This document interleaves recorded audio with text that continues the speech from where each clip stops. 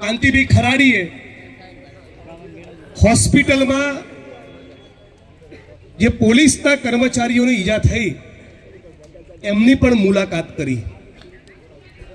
કોંગ્રેસ પરિવાર વતી થરાદ અને બનાસકાંઠા જિલ્લા કોંગ્રેસ વતી આ જે ઘટના બની એમાં જે પણ પોલીસના મિત્રો ઘવાયા એ પણ કદાચ સામાન્ય પરિવારમાંથી આવતા હશે, એમના માટે અમારી સંવેદના છે. પણ એક વસ્તુ ચોક્કસ કહેવા માંગુ છું કે પોલીસ અને સરકાર આવા શબ્દો જ્યારે નહોતા બન્યા ત્યારે પણ જંગલ અને આદિવાસી હતા. જ્યારે કોઈ સરકાર નહોતી, જ્યારે કોઈ પોલીસ નહોતી, જ્યારે કોઈ જંગલ ખાતું નહોતું બન્યું, ત્યારે પણ આ ધરતી ઉપર કોઈક આદિવાસી અને જંગલ હતા. આજે આ ઘટનાના મૂળમાં જવાબદાર કોઈ હોય તો ગુજરાતની ભાજપ સરકાર છે. યુપીએની સરકારે, કોંગ્રેસની સરકારે આવા જંગલ જમીનના પ્રશ્નો, આવા જંગલ જમીનના વિવાદો ટકે જ નહીં, કોઈ વિવાદો રહે જ નહીં, એના માટે સોનિયા ગાંધીની સરકારે જંગલ જમીનનો કાયદો આપ્યો અને આખા ભારતની અંદર હજારો નહીં લાખોની સંખ્યામાં આદિવાસી સમાજની બહેનો, માતાઓ, વડીલોને જંગલ જમીનના કાયદા નીચે જમીન ખેડતા કર્યા. આપણા દાંતામાં, આપણા અમીરગઢમાં, આ અંબાજીની અંદર, આ ગુજરાતની અંદર જો જંગલ જમીનના કાયદા હેઠળ જેટલા પણ દાવા હજી પેન્ડિંગ પડ્યા છે એ તમામે તમામ દાવા, એ તમામે તમામ અરજીનો તમે નિકાલ કર્યો હોત તો પોલીસ અને આદિવાસીની વચ્ચે આ ધીંગાણું કોઈ દિવસ થયું જ ના હોત.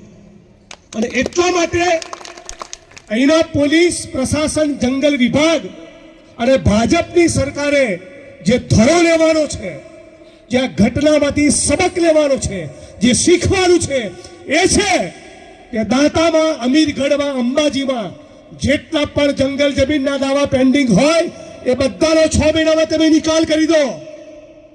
અને તમે નિકાલ નહીં કરો તો અંબાજીથી ઉમરગામ સુધીનો પટ્ટો અમે ગરમ કરીશું. અને અમે ગરમ કરીશું એટલે લાલ ચોળ કરીશું. અને આ ખાલી કહેવા માટે નથી કહેતા. હમણાં બેઠા બેઠા જ રાજુભાઈને અને કાંતિભાઈને કીધું ચાલુ કરો અંબાજીથી ઉમરગામની યાત્રા. અમે બધા કોંગ્રેસના સિપાહીઓ ડંકાની ચોટ ઉપર તમારી સાથે જોડાઈ જઈશું. અને એટલા માટે કહીએ છીએ કે એમ તમારા સમર્થનમાં જ્ઞાનીબેન ગુલાબસિંહભાઈને હું આવ્યા છીએ. તમે જાણો છો જ્ઞાનીબેન એ જે પાર્લામેન્ટના મકાનમાં બેસે છે, હું જે વિધાનસભાના મકાનમાં બેસું છું, માનનીય મિહિરભાઈ પટેલ કલેક્ટર બનાસકાંઠા જે કલેક્ટર કચેરીના મકાનમાં બેસે છે, અને દાંતા પ્રાંત અધિકારીની તમારી કચેરી, આ તમામે તમામ મકાન એ ગુજરાત અને ભારતના આદિવાસી કડિયા મજૂરોના લોહીને પરસેવાથી ઉભા થયા.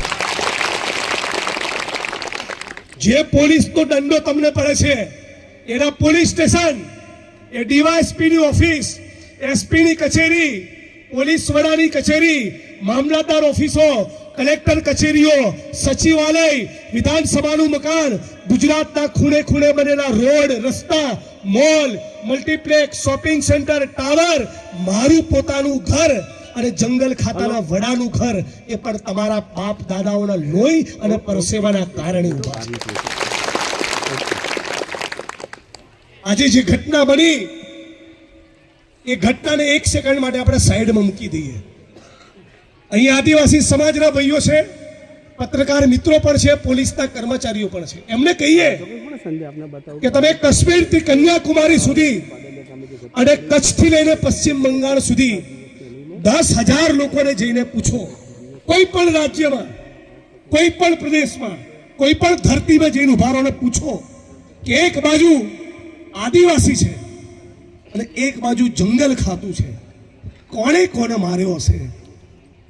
તો જવાબ આવશે 10,000 લોકોનો કે આદિવાસીને માર્યો હશે. અને હિન્દુસ્તાનના, ભારતના આ દેશના કોઈ પણ ખૂણે જઈને પૂછો 10,000 લોકોને, 1 લાખ માણસને, એક બાજુ પોલીસ છે અને એક બાજુ આદિવાસી છે, વર્ષોથી માર કોણ ખાય છે?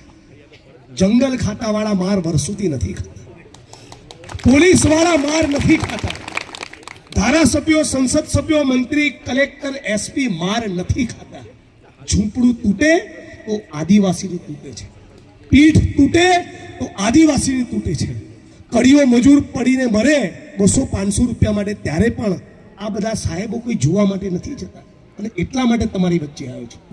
અને તમને કહું છું કે ભવિષ્યમાં આવી કોઈ ઘટના બને, અમને પણ કહું છું, અમે પણ કાયદો હાથમાં નહીં લેતા. તમે પણ વિચારજો કે પોલીસ તો કોઈ કોન્સ્ટેબલ, એ પણ કોઈક દલિતનો, કોઈ ઠાકોરનો, કોઈક દેવી પૂજકનો, આદિવાસીનો દીકરો હશે. એ તમારે પણ વિચારવાનું છે, મારે પણ વિચારવાનું છે. અને પોલીસના મિત્રોને પણ કહું છું કે તમને જંગલવાળા કહે એટલે હાથમાં ધોકો લઈને પહોંચી ના જાઓ. જંગલ ખાતાના બાપનું જંગલ નથી. અહીંયા જંગલ ખાતાવાળાને એવી ટેવ પડેલી મારા મત વિસ્તારમાં, ભાઈ રાજુભાઈ, સેજ આદિવાસી 2 ડગલા જંગલમાં ગયો હોય, સમજણ ના હોય ગરીબ આદિવાસી સમાજની કોઈ બેનને કે ભાઈ મારી સીમા, મારી હદ ક્યાં પૂરી થઈ, અને સેજ એક ઈંટ મૂકી હોય તો શું કહેતા?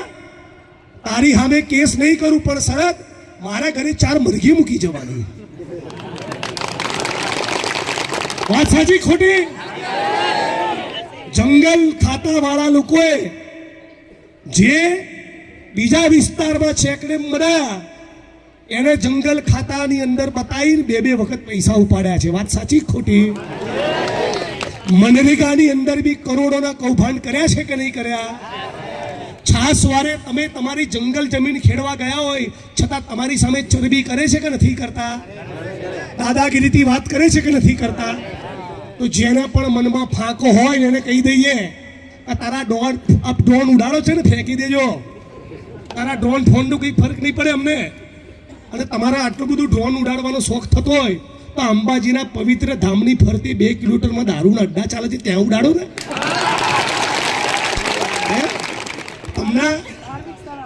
તમને મારી મહેસાણીમાં કહું તો દીવોનો આટલો ડ્રોન ઉડાડવાનો હવાદ હોય તમને, તો જ્યાં દારૂના અને જુગારના અડ્ડા ચાલે છે ત્યાં ઉડાડો ને. તમારા સ્ટાફના કર્મચારીઓ જ્યારે તોડબાજી કરતા હોય છે ત્યાં ઉડાડો ને. અને એક વાત કહું બધા મિત્રોને ગંભીરતાપૂર્વક, જ્યાં સુધી કાંતિભાઈ અહીંથી હટે નહીં, તમારે કોઈએ હટવાનું નથી. પાક્કું?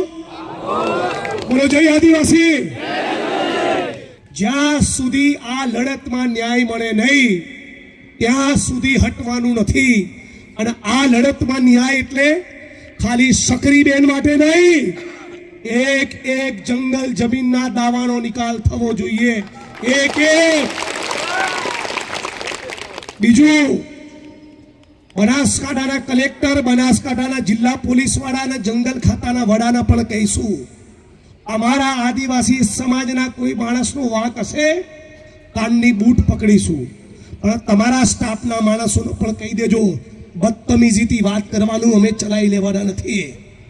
ગરીબ છીએ, દલિત છીએ, ઓબીસી છીએ, મુસ્લિમ છીએ, આદિવાસી છીએ, ટણી અને તું તારીથી વાત નહીં કરવાની. તમે 17.5 વાર અમારા જનતાના નોકર છો, નોકર. આ એસડીએમ પ્રાંત બી નોકર, અને ગાંધીનગરમાં જે સાહેબો થઈને ફરે છે ને બધા આપણા નોકર છે. તમે અને હું ટેક્સ ના આપીએ ને, મારો પગાર ક્યાંથી થાય છે? કાંતિબેનો, ગેનીબેનનો પગાર ક્યાંથી થાય છે? જનતાના ટેક્સમાંથી. ટેક્સ એમાં કપાય? આ ઘડિયાળ પહેરી છે ને હાથમાં, આ પત્રકારો જે મોબાઈલમાં રેકોર્ડિંગ કરે છે એમના હાથમાં જે ઠૂંઠો છે, આ બધું જે ફેક્ટરીઓમાં બને ને એમાંથી ટેક્સ કપાય. અને બનાવે છે કોણ? બનાવે છે કોણ? આપણે મજૂરો. બનાસકાંઠાની કલેક્ટર કચેરીનું, મુખ્યમંત્રીનું કાર્યાલય એ મારા દાહોદના, ગોધરાના, પંચમહાલનો, બાંસવાડાનો, ડુંગરપુરનું કોઈ આદિવાસી ચડ્યો ના હોય તે બિલ્ડિંગ બને? પ્રજાપતિ સમાજને ઈંટોના ભઠ્ઠામાં 45 ડિગ્રીની આગમાં તમે હોમાતા ના હો તો ઈંટોનો રંગ લાલ થાય? સૌરાષ્ટ્રની અંદર ખેતી થાય, જો તમે તમારો પરસેવો આપવા ના જાઓ તો?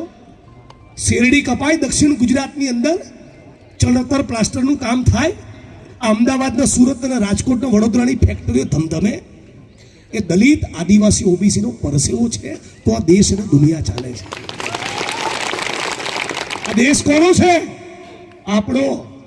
એમ છાતી ખોલીને કહો અને સાંભળો, દબડાવવાની કોશિશ કરે તો આખું ગામ નહીં, આખું દાંતા, અંબાજી, અમીરગઢ એક સાથે બહાર આવવું જોઈએ.